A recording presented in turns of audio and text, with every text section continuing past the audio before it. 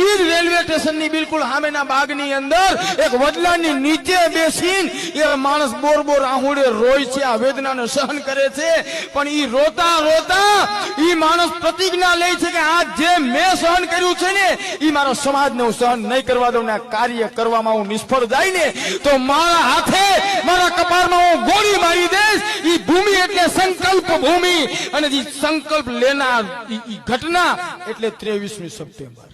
ઈ ઘટના એટલે આ એટલી વેદના સહન કરી, એટલી વ્યવસ્થા સહન કરી, અને જ્યારે આ દેશને એવું ઉડડું કે ભારતનું ભવિષ્ય જેમાં નિર્ભર કરી શકે, ગર્વ લઈ શકે એવું બંધારણ આ ભારત દેશને પોતાના જ્ઞાનથી એને લખી દીધું કે આ છે ભારતનું ઉજળું ભવિષ્ય છે. જ્યારે આ લોકો એને હૃદયથી સ્વીકારશે ને અનુસરશે ને ત્યારે ભારતને મહાસત્તા બનવા માટે કોઈ નહીં રોકી શકે.